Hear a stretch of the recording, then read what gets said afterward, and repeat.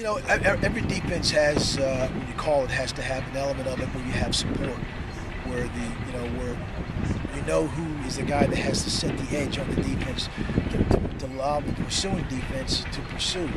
If you get out leveraged a lot of times in defense, then when you miss tackles, then you allow for long runs. And I think part of the emphasis, even though we're in helmets, is whoever the edge setter is, in whatever coverage and in whatever defense called, is that guy's got to understand he is responsible for setting that edge so the pursuing defense can give us a chance to stop the play or minimize the play. So I think that's one of the emphasis. And then as we get into pads, start moving forward in full padded practices, tackling will become more of an emphasis again about wrapping up and gang tackling and things like that. So we're working on the things that we can work on now without pads, and then we'll continue to keep developing those other areas that we need to when we get the pads on.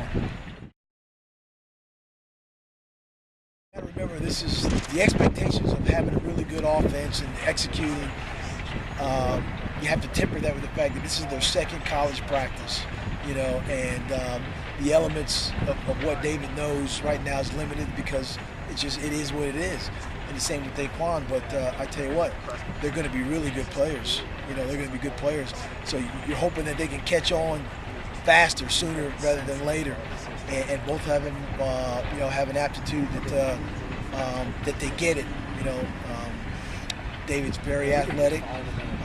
He can throw it. He's as advertised. Both those guys are as advertised about being really good football players, and we're glad that we got them on our team. So they'll go down there, and I'm quite sure either they're going to be nervous and David's going to throw the ball in the stands, and Romero jump off sides, or David's going to be on point, get the ball to the receivers, and Day-Day's going to look like like he's looked in the past down there playing for Phoebus. So I'm sure that they're excited, and with the other guys too that are from down around that area. I mean, they're all, as they say, they're all amped up about getting down there. Coach Walkenheim has done a great job with the understanding of the offense, having been the tight ends coach and having coached the offensive line most of his career, that the steps and the angles that are important for the running back, and for the running back to see, is something that we're working on. The vision for the running backs, the steps and the angles of the linemen that will create those creases and holes. And so you saw a lot of, combo blocks, as we say, guys stepping, working in conjunction up to the next level. You saw a lot of that. You saw better footwork in that regards, which led to better runs.